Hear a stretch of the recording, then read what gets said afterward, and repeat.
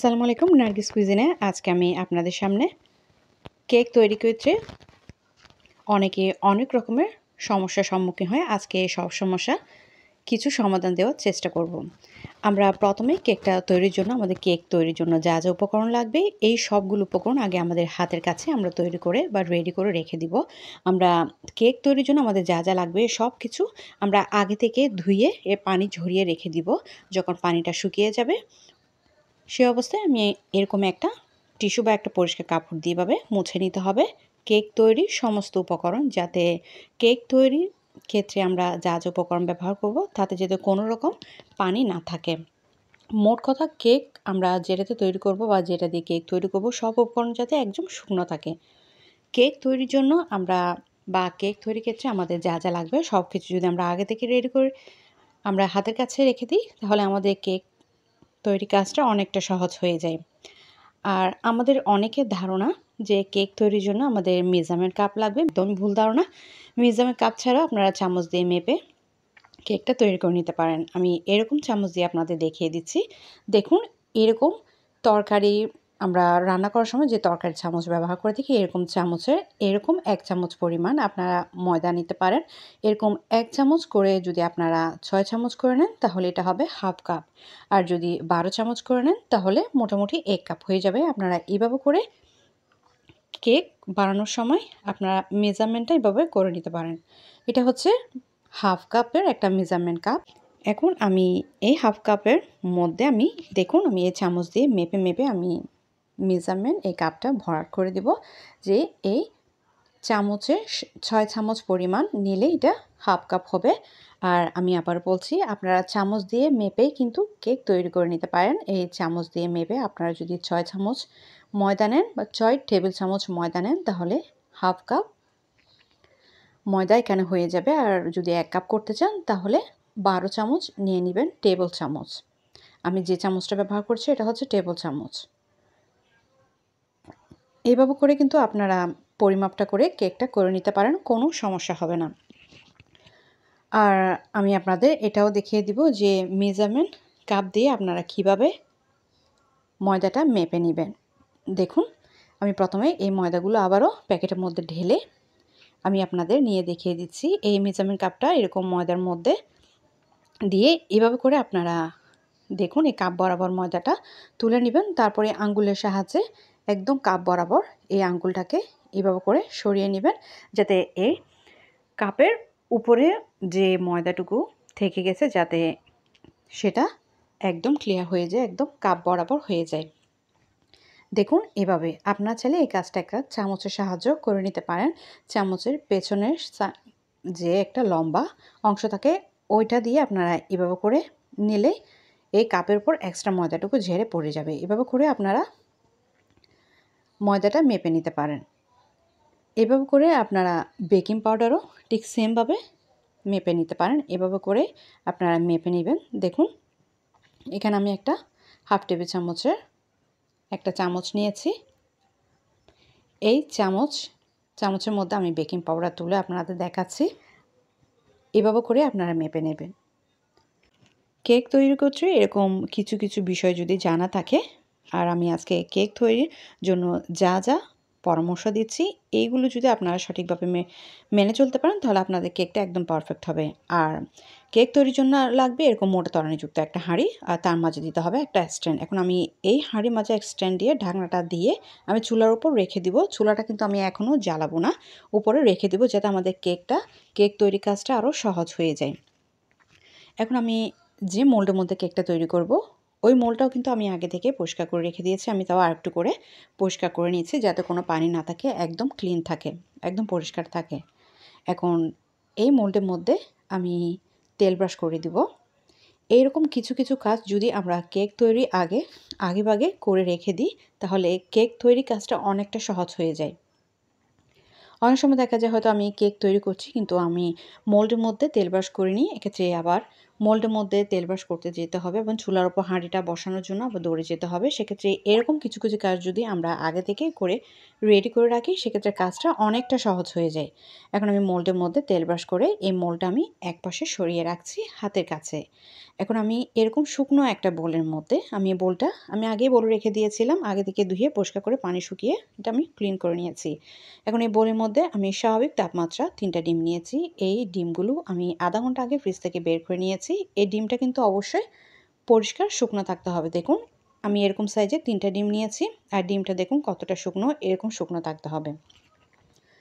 এখন আমি প্রথমে এই ডিমগুলোকে এরকম হ্যান্ড হুইক্সের সাহায্যে খুব ভালো করে ফেটিয়ে নিচ্ছি, বলতে যখন একটু ফেনা ফেনা অবস্থায় চলে আসবে ও পর্যায়ে আমি এখানে অল্প অল্প করে চিনি অ্যাড করব। সব চিনি আমি একসাথে মেশাবো না, আমি অল্প অল্প করে চিনি দিব আর আস্তে আস্তে করে এটাকে ফেটাতে থাকবো। এভাবে করে ফেটানো অবস্থাতে আমি হাফ কাপ পরিমাণ চিনি আমি এখানে অ্যাড করব। আমি চামচের সাহায্যে 6 টেবিল চামচ পরিমাণ চিনি আমি এখানে দিয়ে দিব। এভাবে করে আমি সব চিনিগুলো দিয়ে দেওয়ার পরে ফেটাতে থাকবো। ফেটতে ফেটতে যখন এটা একদম একটা ক্রিমের মতো অবস্থায় চলে আসবে ও পর্যায়ে আমাদের ফেটানো স্টপ করে দিতে হবে। এবং কীরকম অবস্থায় ফেটানোটা স্টপ করে দিতে হবে সেটা আপনারা ভিডিওতে দেখলেই বুঝতে পারবেন। আর ডিম ফেটানোর ক্ষেত্রে এই কাজটা আপনারা চাইলে এটা ইলেকট্রিক বিটার সাহায্য করে নিতে পারেন, এতে কাজটা আরও অনেকটা সহজ হয়ে যায় এবং তাড়াতাড়ি হয়ে যায়। কিন্তু অনেকের কাছে কিন্তু ইলেকট্রিক বিটার থাকে না, সেক্ষেত্রে তারা এভাবে হ্যান্ড হুইক্সের সাহায্য করে নিতে পারেন।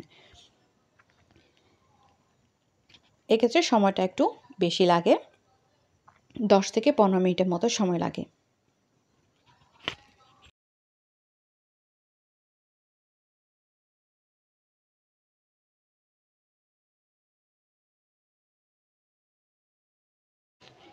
এরকম কেক তৈরিকে যদি আমরা কিছু কিছু বিষয় মাথায় রেখে যদি আমরা কেকটা তৈরি করি তাহলে কেকটা তৈরি করা অনেকটা সহজ হবে আর কেকটা অবশ্যই পারফেক্ট হতে বাধ্য। কেকটা যখন আপনারা ফেটাবেন আপনারা চিনিটা এরকম আস্তে আস্তে করে দিতে থাকবেন। ফেটাতে ফেটাতে যখন দেখবেন এরকম একদম ক্রিমি অবস্থায় চলে এসছে এবং এরকম দাগ কেটে দিলে দেখবেন দাগটা সঙ্গে সঙ্গে মুছে যাচ্ছে না, তাহলে বুঝবেন আপনাদের কেকের জন্য এই ব্যাটারটা একদম রেডি। এখন আমি এখানে দিয়ে দিচ্ছি 2 টেবিল চামচ পরিমাণ রান্নার তেল। আমরা রান্নার জন্য যে তেলটা ব্যবহার করি ওই তেলটাই আমি এখানে দিচ্ছি 2 টেবিল চামচ পরিমাণ। আমি এখানে আজকে স্পঞ্জ কেক তৈরি করছি, তবে স্পঞ্জ কেকটা অনেক সময় খেলে শুকনো লাগে, তাই এখানে 2 টেবিল চামচ পরিমাণ আমি তেল দিয়ে দিচ্ছি। এখন তেল দিয়ে আমি এই তেলটাকে শুধুমাত্র এই ডিমের এই ফোমি অংশের সাথে ভালো করে মিশিয়ে নিব। আমি 25 থেকে 30 সেকেন্ডের মতো করে মিশিয়ে নিব। ভালো করে মিশিয়ে নিলে হয়ে যাবে। অনেক সময় দেখা যায় তেল দেওয়ার পরে বেশিক্ষণ ফেটাতে থাকলে এই ডিমের এই ফোমটা কিন্তু নষ্ট হয়ে যায় বা বসে যায়। সেক্ষেত্রে তেল দেওয়ার পরে আমি বেশিক্ষণ আর ফেটাবো না, জাস্ট 25 থেকে 30 সেকেন্ডের মতো করে একটু করে ফেটাবো, অথবা এই তেলটাকে আমি এই ডিমের ফোমের সাথে একটু ভালো করে মিশিয়ে নেব। এভাবে খুব ভালো করে মিশিয়ে নিতে হবে। মিশিয়ে নেওয়ার পরে এখন আমি যে মোল্ডের মধ্যে তেল ব্রাশ করে রেখে দিয়েছি ওই মোল্ডটা নিয়ে এখন মোল্ডের উপর থেকে আমি এই কেকের ব্যাটারটা মোল্ডের মধ্যে ঢেলে দিব। এই ব্যাটারটা তো উপর থেকেই ঢেলে নিতে হবে। এই ব্যাটারটা মোল্ডের মধ্যে ঢালানোর নিয়ম কিন্তু উপর থেকে ঢালতে হবে, তার আগে কিন্তু এখানে আমাদের শুকনো উপকরণগুলো মেশাতে হবে। শুকনো উপকরণ মেশানোর পরে কিন্তু আমরা মোল্ডের মধ্যে ব্যাটারটা ঢেলে দেব। এখন এখানে আমি একটা চালনি নিয়েছি, এই চালনির মধ্যে আমি নিয়ে নিচ্ছি মেজারমেন্ট কাপের হাফ কাপ পরিমাণ ময়দা। তবে এই ময়দাটা আমি চালনিতে দেওয়ার আগে প্রথমে আমি এই কাপের মধ্যে আমি বেকিং পাউডারটা নিয়ে নিচ্ছি। এখানে বেকিং পাউডার আছে হাফ টেবিল চামচ। আমার 1 টেবিল চামচের মেজারমেন্ট চামচটা ভেঙে গেছে, তাই এখানে হাফ টেবিল চামচের আমি 2 চামচ পরিমাণ নিয়ে নিলে কিন্তু 1 টেবিল চামচ হয়ে যাবে। তারপর এখানে দিয়ে দিচ্ছি আমি 1 চিমটি করে লবণ।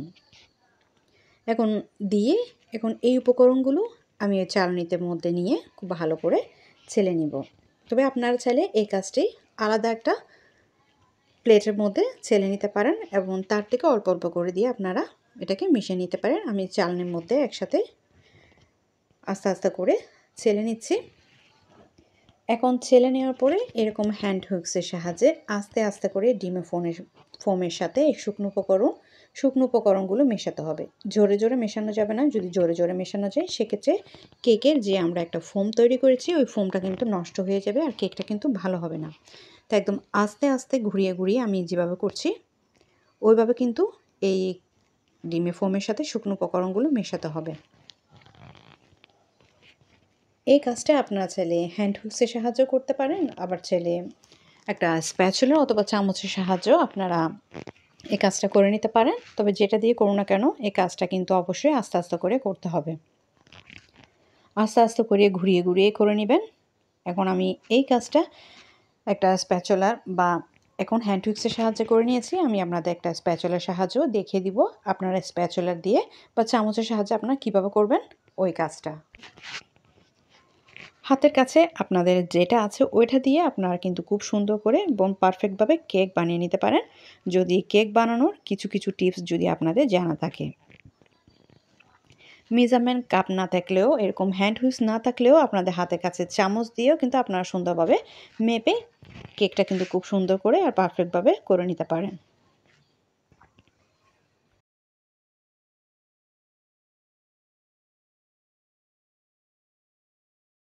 আমি হ্যান্ড হুইক্স দিয়ে মিশিয়ে নিয়েছি। এখন আমি আপনাদের স্প্যাচুলার সাহায্যে মিশিয়ে দেখিয়ে দিচ্ছি। এরকম আমি একটা স্প্যাচুলা নিয়েছি। আমার কাছে আরও একটা স্প্যাচুলা আছে। এটা ব্যবহার করতে করতে অনেক পুরনো হয়ে গেছে।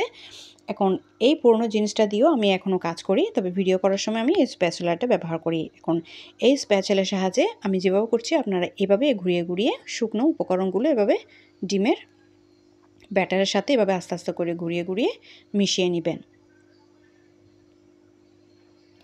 আর চুলায় আমি যে একটা হাঁড়ি বসিয়ে রেখে দিয়েছিলাম ওই হাঁড়িটা আমি তখন কিন্তু জ্বালাইনি। এখন এই ডিমের ফোমের মধ্যে আমি যখন শুকনো উপকরণগুলো মিশিয়ে নিয়েছি বা মিশাতে থাকছি, তা মিশানোর আগে কিন্তু আমি চুলার ওই জালটা কিন্তু জ্বালিয়ে দিয়েছি, একদম লো আছে।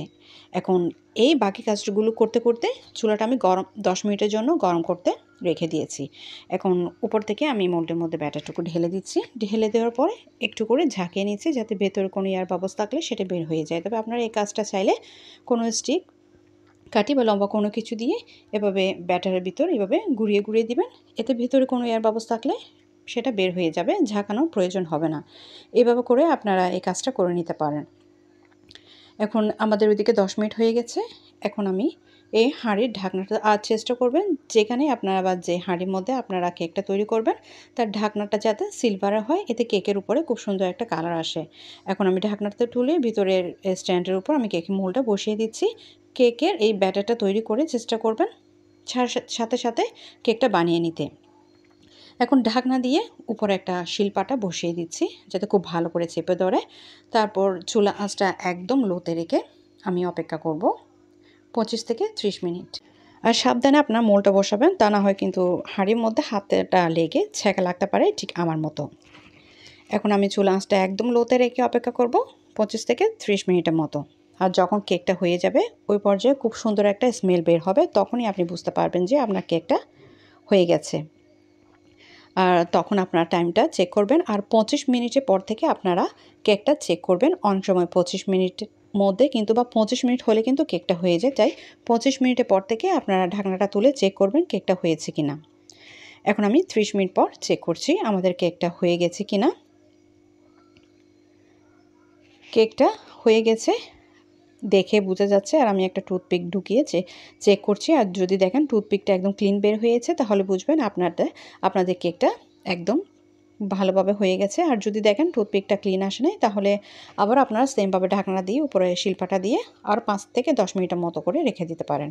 এখন আমি কেকটাকে নামিয়ে একদম পুরোপুরি ঠান্ডা করে নিয়েছি। তারপর এরকম একটা ছুরির সাহায্যে কেকের এরকম পাশের সাইডের অংশটুকু একটু আলগা করে নিচ্ছি। কেকটাকে কিন্তু আমি এখন পুরোপুরি ঠান্ডা করে নিয়েছি, এই কাজটা ঠান্ডা করে করতে হবে। এখন আমি কেকটাকে মোল্ড থেকে বের করে নিচ্ছি। কেকটাকে এরকম মোল্ড থেকে বের করে নিয়েছি আর কেকটা দেখুন অনেকটা সফট হয়েছে। আশা করছি আমার আজকের এই রেসিপি ফলো করে যদি আপনারা কেকটা তৈরি করেন আর আমি যে পরামর্শ দিয়েছি বা যে টিপস দিয়েছি ওগুলো ফলো করে যদি আপনারা কেকটা তৈরি করেন তাহলে আপনাদের কেকটা পারফেক্ট হতে বাধ্য। আশা করছি আমার আজকে কেকের রেসিপি আপনাদের খুবই ভালো লেগেছে। ভালো লাগলে অবশ্যই চেষ্টা করবেন, সাথে আমার চ্যানেলটি সাবস্ক্রাইব করতে ভুলবেন না। আমার পরবর্তী রেসিপিগুলো দেখার নিমন্ত্রণ জানিয়ে আমি এখানে শেষ করছি। আল্লাহ হাফেজ।